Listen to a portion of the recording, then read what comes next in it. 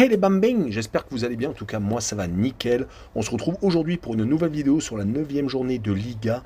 10 matchs à analyser ensemble qui sont les suivants. Le Rayo Vallecano qui reçoit Retafe, Gijón qui reçoit Cadix, Valence qui joue contre Elche, Mallorca contre Séville, l'Athletic Bilbao contre l'Atlético de Madrid, le Celta Vigo contre la Real Sociedad, le choc tant attendu, le Classico entre le Real de Madrid et le FC Barcelone, l'Espagnol de Barcelone contre Valladolid, le Betis de Séville qui reçoit Almeria et enfin Villarreal qui reçoit Osasuna.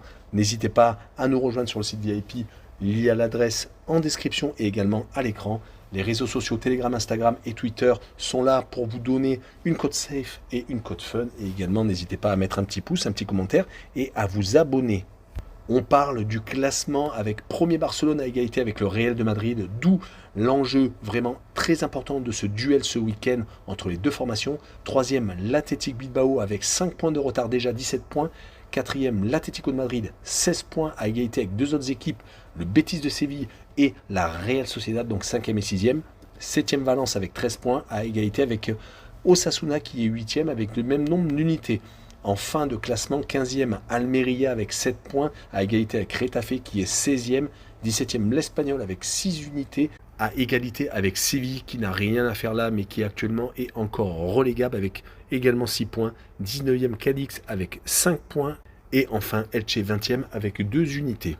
On commence avec le Rayo Vallecano qui reçoit Retafe. Le Rayo est 10e, Retafe est par contre 16e. Les deux formations ont le même type de résultat depuis 5 rencontres, 2 victoires et 3 défaites.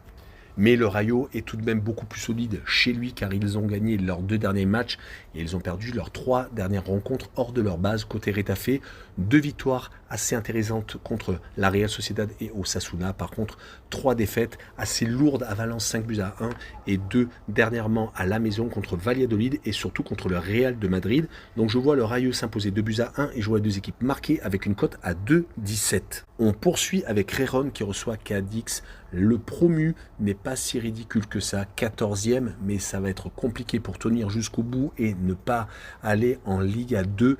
Ils n'ont gagné qu'une seule fois lors des 5 derniers matchs, c'était contre Valladolid, un des autres promus à la maison. Sinon, ils restent tout de même sur 3 défaites consécutives contre le Betis de Séville, la Real Sociedad et l'Atlético de Madrid. C'était vraiment un gros calendrier. Ils vont essayer de profiter donc de la venue de Cadix pour renouer avec la victoire. Cadix de son côté est 19e.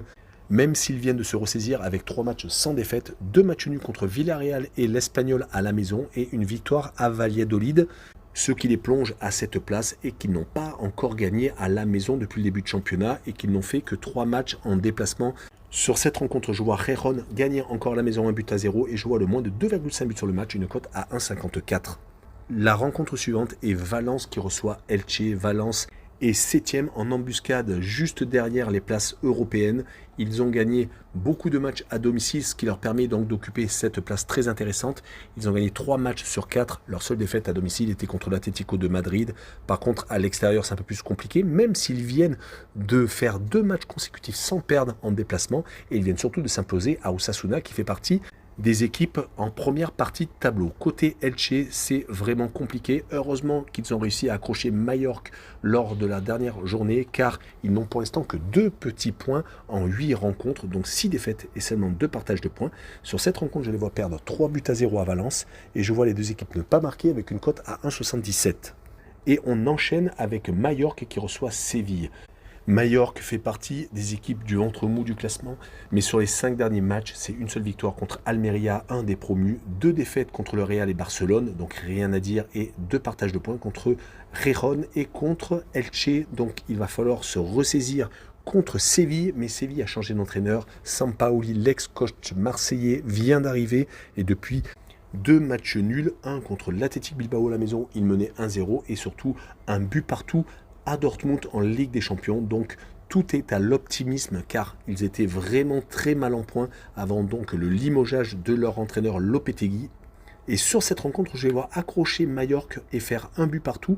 Et je vois le Away No Bet avec le match nul remboursé 6 victoires de Séville à l'extérieur, une cote à 1,89.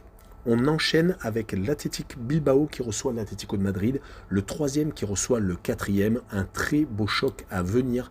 L'Athletic Bilbao ne perd quasiment pas cette saison, une seule défaite pour l'instant, c'était à domicile contre l'Espagnol de Barcelone. Sinon, il reste pour l'instant invaincu en déplacement avec 2 victoires et un match nul. Le dernier a été obtenu à Séville et à la maison. Ils sont assez solides comme d'habitude. Sur les 4 pour l'instant matchs à la maison, c'est 3 victoires et une seule défaite. Côté Atlético de Madrid, ils viennent de prendre un petit point contre le Club de Bruges en Ligue des Champions. C'est assez moyen pour l'instant. Leur constat est qu'ils ne sont pas encore qualifiés pour les huitièmes de finale, et même loin de là, car contre le club belge, ça a été très compliqué. 0 but marqué, une défaite et un match nul. Par contre, en championnat, c'est un petit peu mieux, car ils obtiennent pour l'instant une 4e place sur les 4 derniers matchs. Ils ont 3 victoires, dont une contre Séville, contre Gérone et contre le Celta Vigo. Mais on se rappelle qu'ils avaient perdu lors du derby madrilène 2-1 à la maison contre le Real. Et sur cette rencontre, je vois une victoire 2-1 des Basques et je vois la double chance 1N avec une cote à 1,40.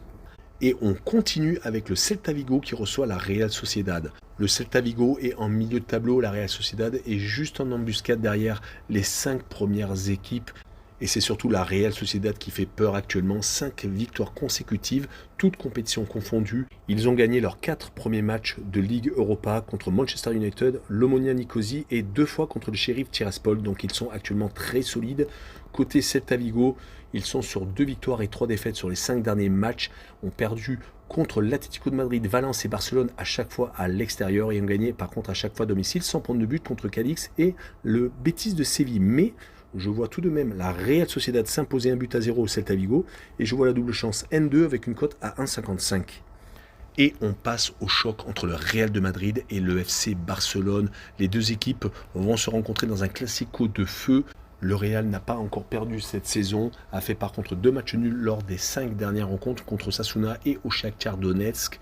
Mais bien entendu, ils vont arriver avec plein de motivation contre les Barcelonais. On rappelle qu'ils avaient commencé par que des victoires, mais ils sont peut-être en train de s'essouffler, en tout cas en Ligue des Champions. Ils sont toujours en tête avec 3 victoires et un match nul. Ils vont jouer contre le Barça qui est revenu donc en tête au goal average devant les Madrilènes, qui sont à peu près dans la même dynamique avec une défaite et un match nul lors des 3 derniers matchs, car ils ont rencontré 2 fois l'Inter de Milan, une défaite assez illogique en Italie et un 3 buts partout, dans une rencontre vraiment spectaculaire. Par contre en championnat, c'est vraiment très intéressant, 5 victoires lors des 5 derniers matchs, à Séville, à Cadix, à Majorque et à domicile contre Elche et le Celta Vigo, et à chaque fois sans prendre de but. Mais je vois le Real de Madrid s'imposer 2-1 quand on prend leur dernière confrontation directe, une seule victoire de Barcelone et à chaque fois c'est le Real qui est sorti vainqueur, que ce soit à Madrid ou à Barcelone, et je vois le draw no bet avec le pari remboursé 6 match nul, une cote à 1,61. Et on enchaîne avec l'Espagnol de Barcelone contre Valladolid. La deuxième équipe barcelonaise n'a pas perdu depuis 2 rencontres et c'est un bien car ils sont assez mal partis. Ils viennent d'accrocher Valence et Cadix à chaque fois sur le même score, 2 buts partout. Mais le problème c'est qu'à domicile ils sont très friables, ayant perdu déjà 3 fois et ayant fait un match nul. Par contre, hors de leur base, ils ont réussi à remporter une victoire, c'était à l'Athletic Bilbao, et ont réussi à rapporter 2 partages de points. Leur seule défaite a été à la Real Sociedad. Ils vont jouer contre un des promus, Valladolid, qui de son côté a gagné une fois sur les 5 derniers matchs, a perdu 3 fois, mais viennent d'accrocher le Betis de Séville 0-0. Donc c'est vraiment une note d'espoir. Je les vois faire un but partout à l'Espagnol et je vois le home no bet avec le match nul remboursé 6 victoires de l'Espagnol à la maison, une cote à 1,83.